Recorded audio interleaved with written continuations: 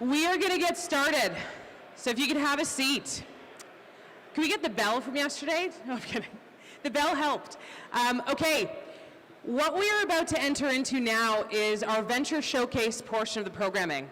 So what you're going to see today is a combination of our CDL alumni companies, so CEOs from CDL companies that have graduated, 2, 3, 4, 5 years ago.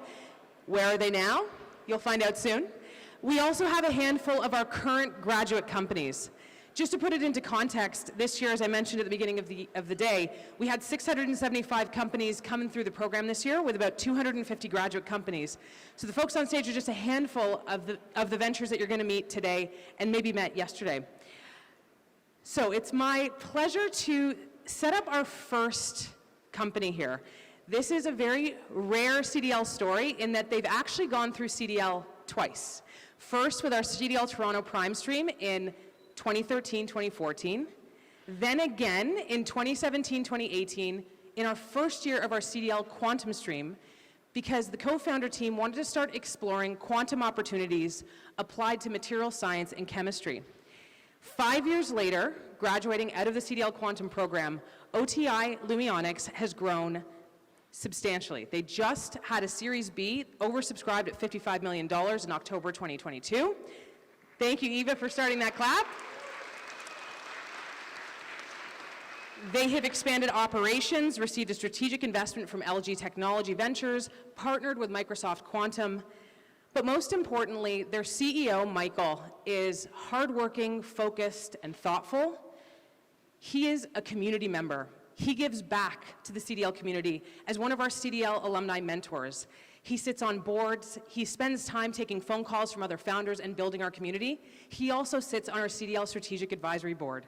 It is my absolute pleasure to introduce Michael Hellender. Hey.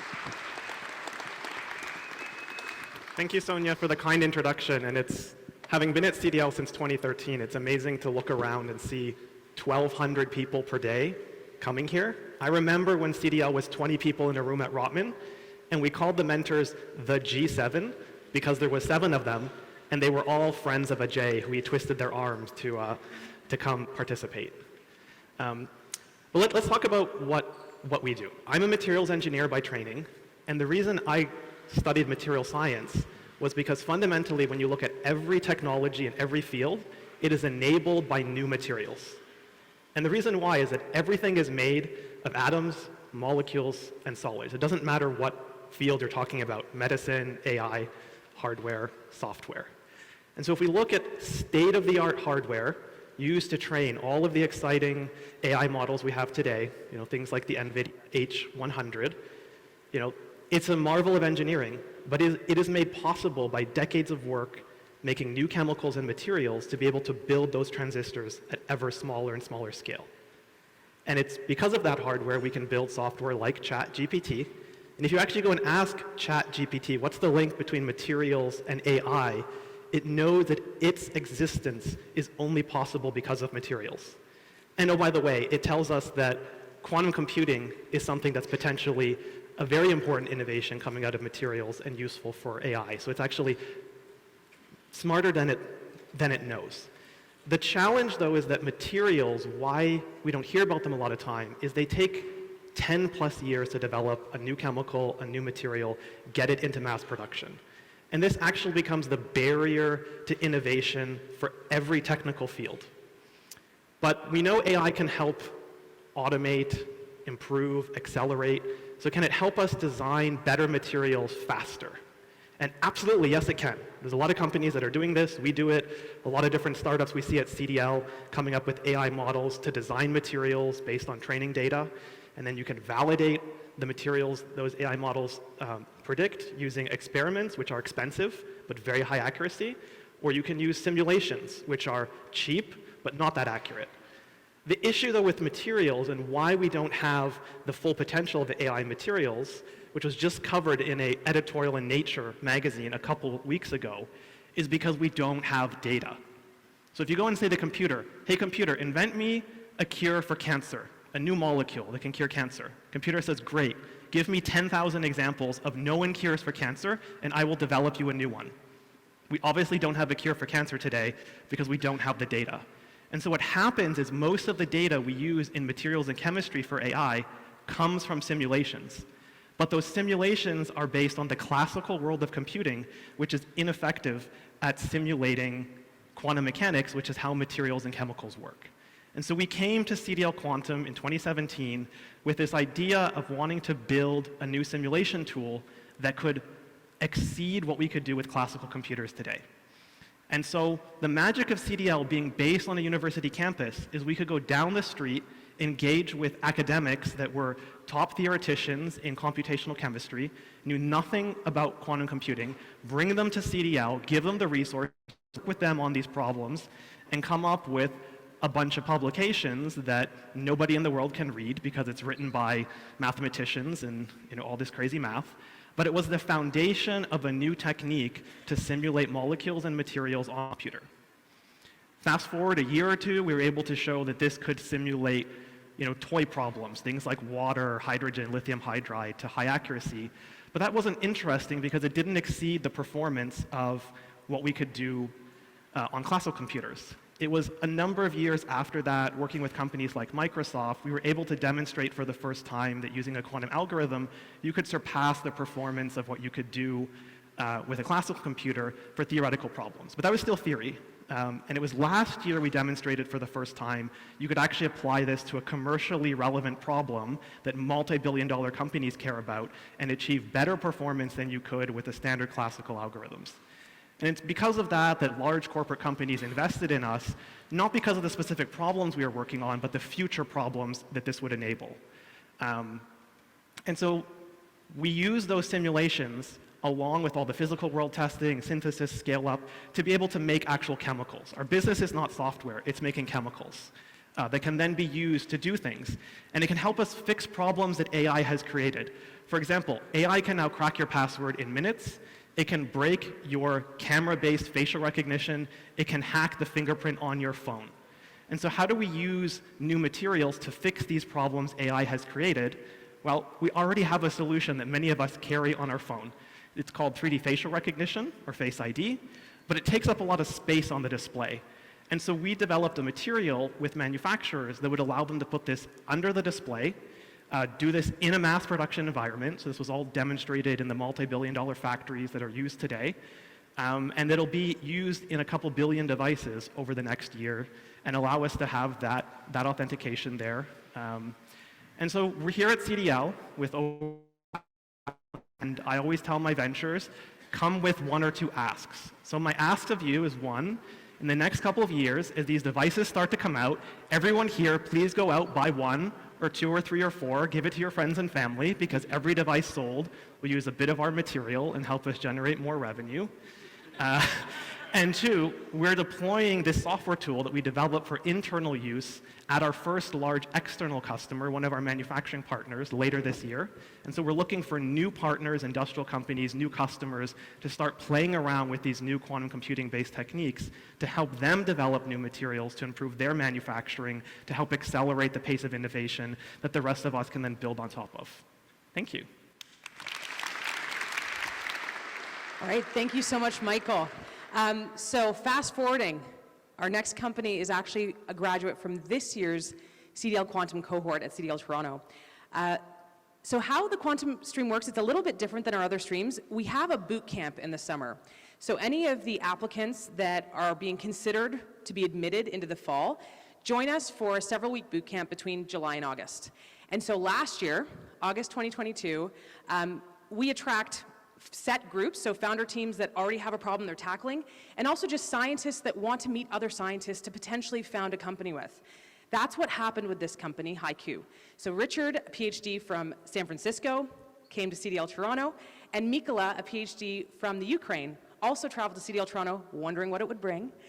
They met each other, there was great chemistry, and they started to attack a specific problem that I will let Richard tell you about very tiny programming, as far as I understand it. But it was a really compelling problem. By session 3 of CDL, so halfway through the year, around February, they had already raised $4 million US to start growing their company. They're now based in London. The co-founders are here today, and it's my pleasure to welcome Richard to the stage.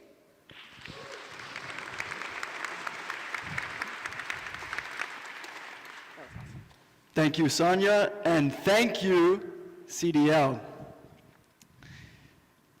So humans, AI. Let's talk about nature. This is the Mobile Tensas Delta. It is the most biodiverse region of the North American continent. It is so biodiverse that more than half of the extinctions on the North American continent have happened here since the 1850s. More than half. We do not know enough about nature to qualify that loss. We do not even know how the root of a simple plant works. The physical interactions in that root are so complex that you need to simulate them on a quantum computer to understand them. And yet they are producing ammonia, which we need for fertilizer, at an efficiency orders greater than any industrial process we have. If we can make a quantum computer work, we can simulate nature and understand and appropriate its IP to build an efficient future, where economic growth does not come at the cost of ecological health. This goal, to make a quantum computer work soon, is the lofty carrot on a stick that we've been chasing. And in this moment, that carrot seems deceptively, deliciously close. Our quantum optimization software is scaling with the momentum of a growing team, including a new team in Waterloo. But as it is in startups, challenge will strike inevitably, and that carrot will suddenly swing a little further out of reach. And it's in those moments that I trust in my co-founder, Mykola Maximenko from Ukraine, who I have never seen stressed. I trust in his unshakable calm. I have seen him create breakthroughs through airstrikes, through power outages. I have seen him leap in the middle of a VC call, flip on a generator, connect to a Starlink, and finish the pitch, but I have never seen him stressed. I'd like to let him say a few words. Thank you, Richard. So, in quantum computing, we are creating the future, and it's always not the best time to do this is today, despite all the circumstances and difficulties that we face. And today I'm here thanks to the many people in Ukraine who are fighting, giving us the space to live, work, and sometimes do have some fun with quantum physics. And we knew from the very first days of the invasion that we will win. And thanks for the global support, we are approaching this moment of victory. But now it's important to win the future. And that's where I particularly want to thank Creative Destruction Lab and all this community for helping us with. Thank you. Thank you. So I guess you got my description of their technology as tiny computation, which they can tell you about it more. They're here today. So our next company is from CDL Montreal, from our AI stream. This is a story about curiosity. So Najine and Inara were in the surgical innovation program. Najine was doing her master's of surgical innovation at McGill University. They had an opportunity through this program to observe countless surgeries, so plastic surgeries, general surgeries, and they noticed a very significant lack of advancement in women's health surgeries. Specifically, the pelvic organ prolapse, a significantly large percentage went to surgical intervention. And when they spoke to their supervisor, Dr. Gangal, about this, they said, well, you know, there just aren't really many tools that work that aren't surgery. So they got even more curious and started to investigate. They actually recruited their supervisor onto their co-founding team of 3. Since they started their company and came through CDL, they've raised $1.8 million. And in their process of trialing their original product between session 3 and session 4, they discovered another product that would make significant near-term impact. To the stage to tell you more about it.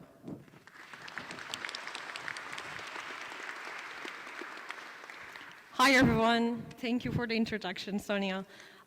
Pleasure to be here. So my name is Negin, we are Fem Therapeutics, and we are personalizing pelvic medicine for women.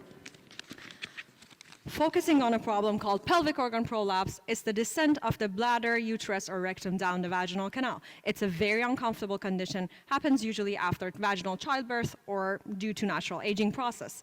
It's very uncomfortable, causes urinary and fecal incontinence, vaginal bulging sensations, and unfortunately, the only non-invasive solution for this is to be fitted with the intravaginal device called a pessary. But as you can see, it's been designed 50 years ago. It has a one-size-fits-all approach, and it's very geometric and symmetrical, so it fails 50% of the time. What we do at Fem Therapeutics is we personalize these pessaries based on each patient's anatomical characteristics in 3 steps. So we obtain pelvic measurements, we feed them into our software, we design the pessary, and then 3D print the final version with medical grade silicone. So as you can see here, it comes with an applicator that helps the insertion. We do this in 3 steps. So on the left, you can see what we have done in our preclinical studies. The second step would be the patient-specific applications. So what we do is we actually rely on the current standard of care. We couple it with a very simple measuring tool that allows doctor to take lateral measurements of the vaginal canal.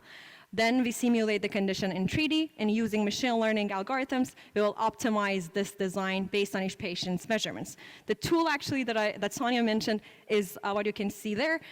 We tested in first-in-woman feasibility study, and we understood that it proved to be way more accurate than we expected it to be. So it will be actually our first product to get into the market by the end of this year. Our business model is very similar to the custom dental and orthotics here. It allows like Invisalign, but for gynecology.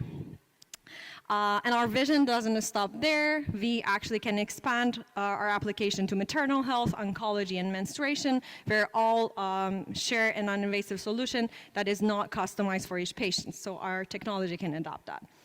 Up to date, we have more than 8 patents that are pending. We have secured a partnership with Mayo Clinic, and currently we are looking to partner with manufacturing companies, specifically in the glove industry, as well as actively looking to recruit senior mechanical and industrial designers to freeze the pessary design and actually get all the FDA clearance that needed.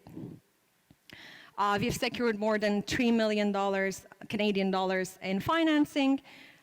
We will bring this to the market with the help of our world-class advisors and our multidisciplinary team. Thank you so much for your attention. Awesome. And thank you, Eugene, for specifying Canadian dollars there. Our next company is from this year's CDL Seattle Computational Health Stream. The CDL Seattle team to woo, but they're there. Okay, Guru and Satya Singh are brothers. One is based in Kitchener, Guru's in Kitchener, and Satya is in Seattle. If you go to Guru's LinkedIn, the first sentence of his bio says, my journey began when I lost my mother because a life-saving drug arrived too late. So they formed SciSpot, and they set out to develop tools to make biotech research and development templatizable and programmable to accelerate biotech R&D. They're already incredible members of the CDL community, integrating themselves in with many of our existing companies and alumni companies. And their main milestones over the last year, they've onboarded 10 new B2B customers, launched biotech store for suppliers, and increased product stickiness for over 250 daily active users on their platform. I'm pleased to welcome to the stage Guru Singh to tell you more. Thank you, Sonia. Let me take you back to 2008. This is me, somewhere in the New Delhi, in an abandoned classroom, extracting DNA with my friends. Back then, it took $10 million to sequence a human genome. Today, it costs a few $100s. We live in a fortunate world, in an era where we can affordably produce big data, and we have AI models with godly powers, although it cannot still make my cup of tea, but it's still pretty powerful. When we know AI models are that advanced, why does it take a decade to bring a drug to save a life to market? Why does it take so long? Why can't we leverage these advanced models? And our learning is, after spending a decade in the industry, is 80% of biotech R&D data cannot be fully utilized. AI cannot even touch it to give you smarter recommendation, to make it usable. So this is what Satya and I set out to solve. So this is me. I teamed up with my elder brother, Satya. He looks pretty young now. If you meet him, you will realize what I'm talking about. We teamed up because we believe we are the best team to solve the data usability problem in the biotech. Why? 3 years ago, Satya was probably analyzing millions of, if not billions of data models at hotels.com, building data infrastructure product. I was leading growth teams at biotech software companies, so I helped market grow software companies in the life science space. After meeting with hundreds of biotech companies, we created a glue. So think of glue as it extracts data from scattered different data sources that biotech company use to store their data, extract it, transform it, and make it instrument, LIMS, electronic notebook, AWS, you name it. Why we are doing this? Our goal is really to discover, help empower biotech companies discover drugs at a lightning speed. We are doing losing a family member just because a drug a little too long, it was a little too late. We want to make sure it doesn't happen in the future.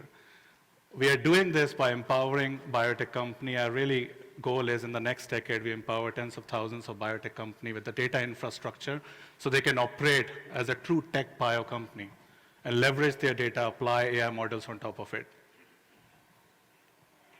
Let's harness the full potential of biotech R&D data. It's not really usable currently. Thank you so much. Okay. Thanks so much. Thank you, Guru.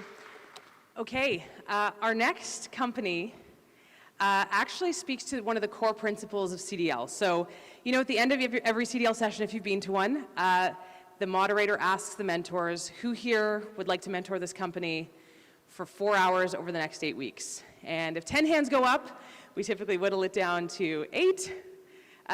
Three mentors. If 1 hand goes up, the company's still invited back to the next session, but you know, the moderator typically grills that mentor and says, you know, why do you want to bring them back? So in the case of this company, in CDL Toronto Prime 2018, 2019, so the fall of 2018, you know, no one put their hand up at session 1.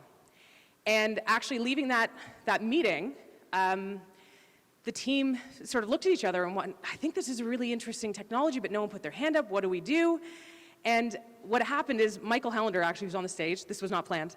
As well as Alice Reimer emailed us and said, you know, I've been thinking about that company, SheerTex, and I think I want to raise my hand for them. I think they should have at least 1 more session with us. And so Alice and Michael mentored the company between session 1 and session 2. They came back to session 2, and then at session 2, you know, their CDL application said, we made bulletproof pantyhose, which we just had to learn more. What did that mean? And the mentors were trying to, you know, contemplate in session 2, you know, should you really make your own material, or should you become like a Gore-Tex and license your technology to many companies that own their own products? You know, the B2B or the B2C idea. So SheerTex, you know, Catherine, her co-founder, driving in from Port Carling, it was just the 2 of them when they started this company. I want to tell you where they are now, since they've, you know, where are they now, since they've been gone? Not only did we see them at multiple CDL sessions, we saw them with an oversubscribed seed round. They then announced a $60 million funding round. Then SheerTex raised $101 million led by retail agent giant H&M to expand their business. They currently run out of the largest knitting manufacturing facility in Canada. It is my pleasure to introduce Catherine Homoth, the CEO of SheerTex. Thank you. Hi, everyone. It is such a pleasure to be back here on this main stage. Super Session really was just such an incredible opportunity for us, and so many of our earlier investors came from this session. So I'm Catherine Homoth. I'm the founder and CEO of SRTX, and we are best known for SheerTex, our first technology. And SRTX is a technology company at its core. We're reinventing apparel through both materials and software to create better textiles. And of course, our first technology, ShareTex, is something you might have seen across Instagram or Facebook, but we make the world's strongest tights. They're literally made out of a polymer that was historically used in bulletproof vests and climbing equipment, and there's nothing else like it on the market today.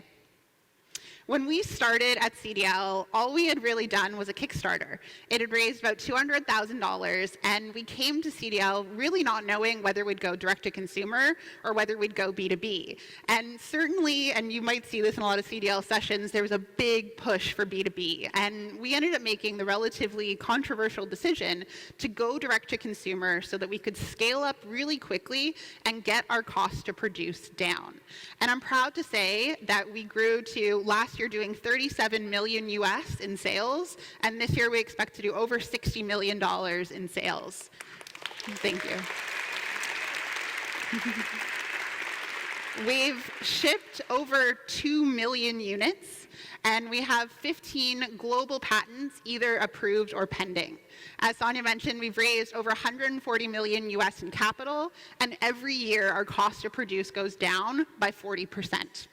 Today, we believe that we've saved over 20 million pairs of traditionally disposable 1-2-use tights from landfills.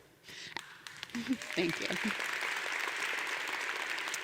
And the way that we've done this is we control everything in the value chain, all the way from raw material production all the way to fulfillment. And we now have a 100,000 square foot facility in Montreal, but I'm very excited to announce here that we're actually expanding into a new 300,000 square foot Montreal facility at the end of this year to be able to produce all of our own fibers ourselves. So very exciting year coming up for us at SRTX. And we do it all right here in Canada out of Montreal. And it's not just about pantyhose. We have a variety of technologies. We also have built all of our own in-house software that has taken a traditionally paper-based knitting process and moved it all online, and we're starting to expand this into other factories. We also have a new technology, WaterTex, which is based on our traditional polymer, but creates swimwear that's hydrophobic, meaning that you can get in the water and wipe dry. And these are some of the materials and softwares that we're continuing to expand as we build SRTX. These are some examples of us now going B2B. So while we started in D2C, it really did, as we got that cost to produce down, open up huge opportunities. You can now find us in H&M's COS stores, in Simon stores, and we're starting to become that Gore-Tex to hosiery, like Gore-Tex is to waterproofing. So we have huge ambitions at SRTX. We want to build a large publicly traded company, and we believe we have a trajectory to multi-billion-dollar revenues. And I want to say that this is such a huge opportunity for you as investors and supporters of startups, because it's what happens here in the early days that really can help us create market makers, not just here in Canada, but globally. So thank you all so much. I'm Catherine, and you can reach me at catherine@srtxlabs.com. Amazing, thank you. Okay, our next company is, and I disagree, I think it is all about pantyhose. No, I'm kidding. As I stand in a suit. Anyway, I wanted to introduce our next company from our CDL Cancer program. So this was our first year of our CDL Cancer program in a visionary partnership with the Canadian Cancer Society, who sparked this program. We are so thrilled to have one of our graduates from this year here today. This is a story about taking chances. So the company I'm about to introduce you to, Linda LifeTech, applied to CDL not once, not twice, but thrice before they got admitted to our CDL Cancer program. They were located in Sao Paulo, Brazil at the time, and they had a technology which was a handheld device that could detect breast cancer. And now that we have the CDL Cancer program, it was a great fit. They flew from Brazil to Toronto for their sessions, and taking another chance around session 4, they actually decided to move to Toronto. So they moved to Canada because of the swell of support they were getting through the CDL community.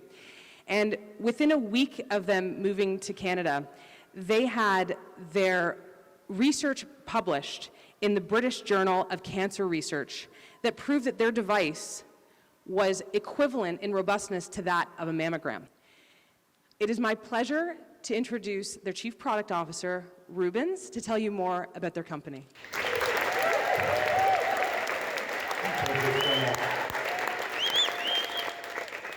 And we travel a lot. But it's all about connecting people right here. I think that we all here, we share the same DNA, connecting people, creating breeds, and we travel a lot to the moon and beyond. Since the first prototype, the first sign-up contract, the first shipment, homemade, so proud. First deployment, big party, governor, mayors, president, the founders, real crazy people, but passionate about what we do. Here's where it changed, right? CDL, session 1, we're good at predictions. I went for crying after the session 1 to apparently dancing with Louis, my partner. On session 4, crazy. My family, dog, my friends, and my lovely and supportive wife, Carol. I left them now behind 2 months ago to be here. Because every 29 seconds a new case of breast cancer is detected in the world. 600,000 women keep dying every year due to a treatable and curable disease. That doesn't make sense at all, right? And we need to stop with the late diagnosis. That's the major reason why women keep dying. And by the end of the day, what we're saying is that someone's going to lose someone for breast cancer. And we are all here somehow related to breast cancer. So we came up with this small, portable device, easy to operate. You can take it anywhere, painless, radiation-free. All you need is to take a picture. And 15 seconds later, we're going to deliver the results for the doctors using AI. Now in English, another CDL objective accomplished. Not in Portuguese anymore. We have a patent pending. We have, as Fiona said, the scientific publication. This is amazing.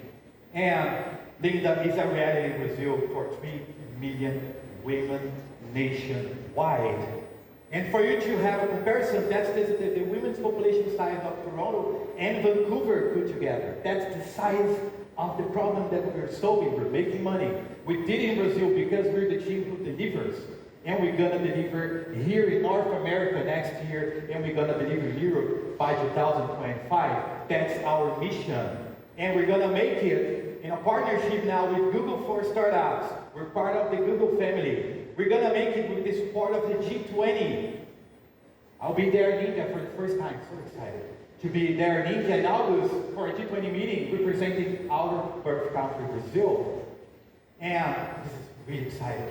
Now we have a partnership with Mila to make our AI even better, to improve our clinical outcomes to all women over the globe. Because that's about making connections. And to do that, we built this company with less than $1 million. And now we need help to move forward. So we have an open round of $500 US. We have two venture capitals already committed with us, and this is a call for investors if you wanted to join us, if you wanted to help us succeed, if you wanted to help us changing the way we're fighting against breast cancer. Now is the time. And I could finish my speech now saying thank you CDL, but sorry they know. I'll give voice to women all over the globe and let them say thank you CDL in our name.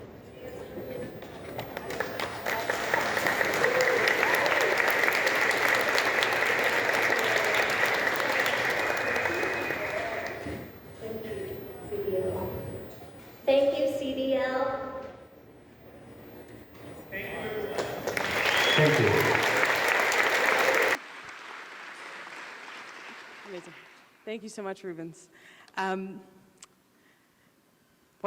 So our final company that we're going to hear from today has actually attended a super session before.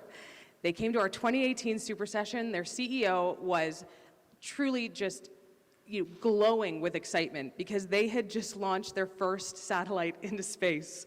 They actually came through CDL in 2015-16 before we had a space stream, but it's companies like Kepler Communications that inspired us to start a dedicated space stream. 5 years later, just in April, Kepler announced their $92 million USD Series C round to start deploying an optical data relay constellation next year. Have a big round of applause for the Kepler team. They currently operate 19 satellites in sun-synchronous orbits that provide low data rate connectivity for devices out of range for terrestrial networks. It's my true pleasure to invite back the CEO, co-founder and CEO of Kepler Communications, Meena Mitri.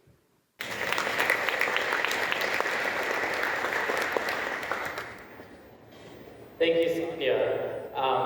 Yesterday, Commander Hadfield did an incredible job to lay the picture of what's going on in space and the significant advancement we've seen in the sector. I'm so excited to be a part of it. Space has historically been the domain of trillionaires. Think Russia and the US government are the only people that have historically had access to space. With massive investments in launch, we've dramatically democratized access to space. It's gone down from $65,000 a kilogram to orbit and nearing $200 a kilogram to orbit as we see Starship take flight. This enables an incredible number of new applications that are solving real-world problems. They bring to light dramatic climate issues that we're facing in the Arctic. They helped us protect and monitor at an unprecedented rate our conflict-ridden regions. They bring more accurate weather information. They power the networks that drive all of our infrastructure from energy to oceans. It's incredible to see what new applications are emerging as a result of this dramatic reduction in launch costs. It's so exciting to be in space. Now, all the missions that are going up into orbit today, they've got two things in common. They need a launch, and they need communications. Transportation and communications. These have been pillars that have built civilizations over many, many different years.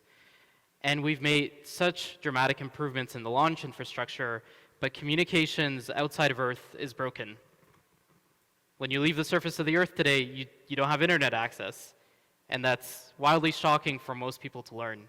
It just doesn't exist. And you can ask ChatGPT. I double-checked on that. It will tell you that internet does not exist outside of Earth. And so why does this happen? This is the real problem.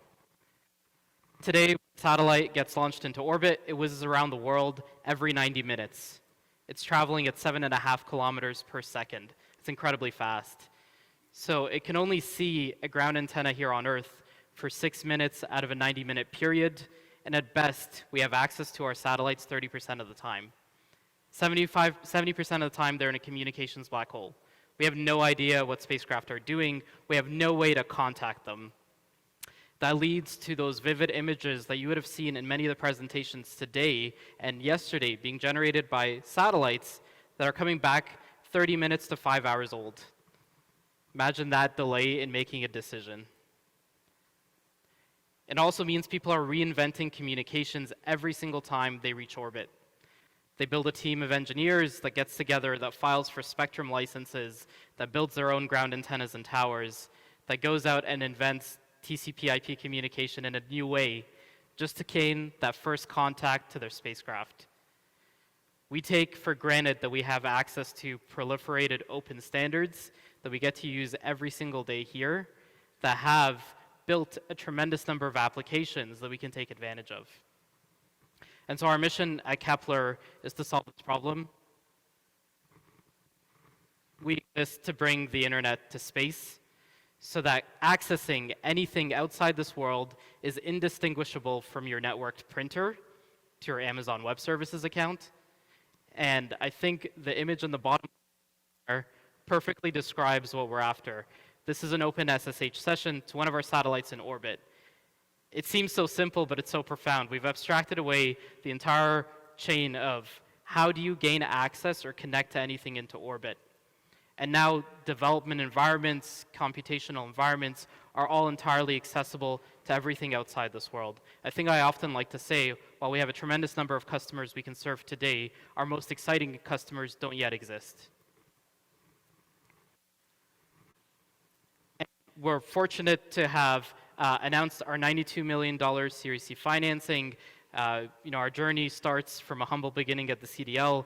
We were not the favorited company. We nearly were exited out of the program. I have to give credit to Barney Pell, who put up his hand in an undying way to keep us as part of that program. We've gained a really valuable community that we've been able to participate in and learn from, and just brilliant minds surrounding ourselves in this room. I learn something new every time I turn to my left or to my right, and I'm very fortunate to have that opportunity. Today, we are the largest satellite operator in Canada with 21 spacecraft in orbit that are providing communications to everything from private space habitats to climate monitoring satellites to Earth observation satellites and imaging spacecraft, and that's all been made possible by this journey. Our team's 140 people. I would like to say we do manufacture all of our own spacecraft in downtown Toronto in a former textile manufacturing facility that we've converted into a satellite production space. We'll be continuing to grow and launch quite a few more spacecraft in the coming years, and thank you to the CDL for making this all possible. But I'll leave you with one message. It's that space access has been redefined. Every company is a space company, and they just don't know it yet. That was just a handful of some of our alumni and our incredible alumni founders and our current graduate CDL founders. For any of the founders in the room, we really hope that year after year, you're coming back to Super Session to tell us your story and where you are. I want to give a huge round of applause to the founders on the stage. Thank you for your time. Thank you for your commitment to the CDL community. And thank you for the bravery of becoming a founder. We're all benefiting from the work you're doing. A big round of applause for these founders. And Ajay, I'm going to pass it to you for a few minutes. We didn't have segue music, but next time we could have segue music. That's good. Thanks, Anya. Okay, so we're just about to wrap up, and then we'll go to the other, to lunch, and then the format as we did yesterday afternoon. But we've heard so much about the technology and the business. And behind every one of these, of course, is a person. And the person story in every one of these companies is remarkable. Like when Mina just finished up, just think about that. He has got more satellites in orbit than any other company in the country, and he was assembling these things on Spadina Street. And so you can imagine the narrative there. But I just wanted, Mikola, if you don't mind coming up, and Lewis, do you mind just coming up? You put down your phone. So give it to Malika. We'll record it. I think it's for his wife. Because the stories behind these projects are remarkable. Thank you. In your case, you said it very quickly. I suspect most people got it, but then it went by so fast that you are participating in CDL coming from the Ukraine. Yes. In order for a male of your age to come here, means you have to seek special permission from your government. Yep. And then you cannot fly out of your country. You have to take a bus to Poland. Yep. And then fly from Poland to Toronto. Yes. And then with the agreement that you have with permission from your president's office to come here, the deal is that you bring back humanitarian aid. Yep. So you can imagine, while you're building your company, all the people here who are founders and all the struggles associated with building your company, now imagine layering on that.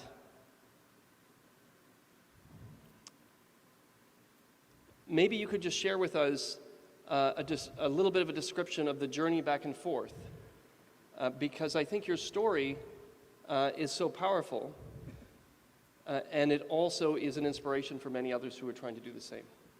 Thank you.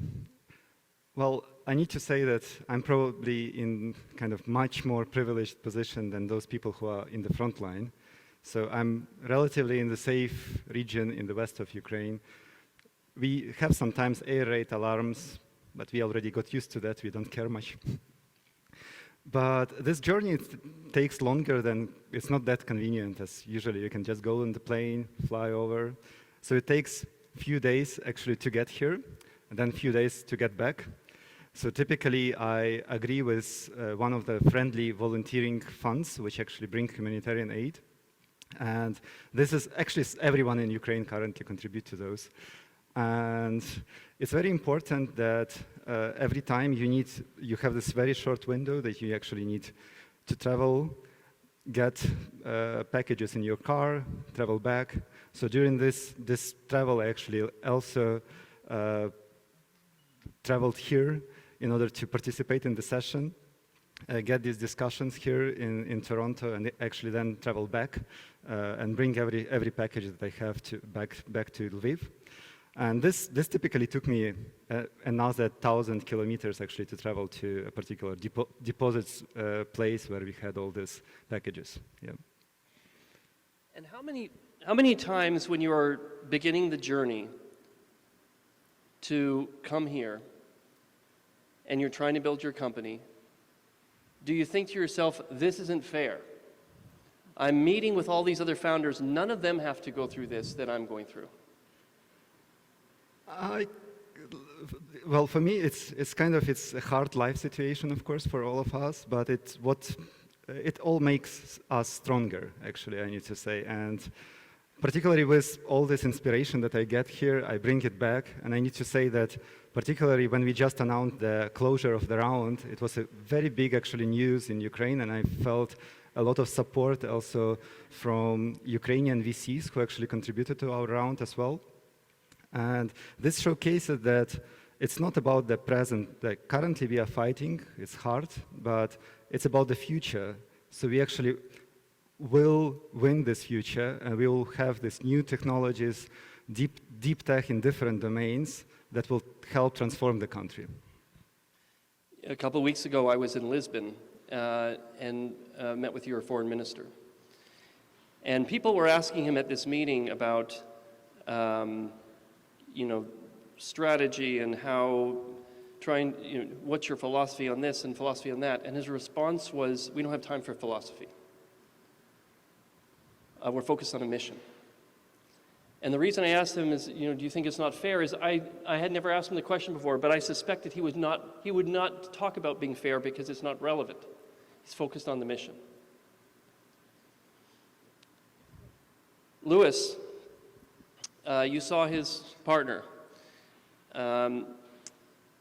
working on breast cancer. Yes. With an so hopefully you got the message from the presentation that the key essence of that company is this extremely high fidelity early prediction of breast cancer at an ultra low cost. Portable. That's like the essence of that presentation was it's in many dimensions equivalent to mammogram, except it's portable and extremely low cost. From Brazil. So why, when you're in Brazil working on this hard problem, do you end up coming to Canada? It's a combination of luck, good partners, being around good people, and have purpose. I know purpose is a kind of worn out word, but that's what we're talking about. Yesterday we spoke about making bridges, addressing a real mission, just said that. We need to address world's pain. In our case, we lost dear ones to breast cancer. Maybe a lot of you did. It's not pleasant. Hubens just mentioned, it's a treatable and curable disease as long as we early detect it. So, journey is not easy. You ask him how many times he asks it's not fair. I don't even count this because we have a bigger purpose, is to change the world. We need to make the world a better place. Money is it's a consequence. It's not the cause. Money will follow. We know we have something very important for society. Breast cancer is just the first stage. We're coming from lung cancer, we're coming from skin cancer, we're coming from prostate cancer. It's just a matter of time for us to get there. It's just a matter of time for us to really change the world and address a real pain. And on the personal side, in terms of, there were some images of here's the people we've left behind in Brazil. So now just on your own personal story, the sacrifice that you make shifting from Brazil to coming to Canada to build the business. So I'm putting aside the business now on your personal, why? Why don't you just do this at home in Brazil? Why do you have to come here? It's a kind of sad story, but the day we were born, we knew that we needed to go global. Canada picked us, we picked Canada. It was a planet alignment, once in a lifetime that happened. Here we are. The struggles we've been through go through from selling houses, selling my car, selling, whole business went back to live with his parents just because of the dream to make a difference in this world. We know we can do it in a very cheap fashion. We can do it in a very fast way. It's a matter of us getting on the right track. And thank you, CDL. Thank you is the word I thank everybody in CDL yesterday and today. But this is the result of perseverance, resilience, effort, and passion. I'm not talking about professionalism, working hard. This is expected. You gotta feel it. You gotta sense it. You gotta have a mindset of doing something that is bigger than money. Money will come. Money will follow. That's what I've been told to. So we're here for that. So just to remind everyone, the mission of CDL is to enhance the commercialization of science for the betterment of humankind. Thank you very much.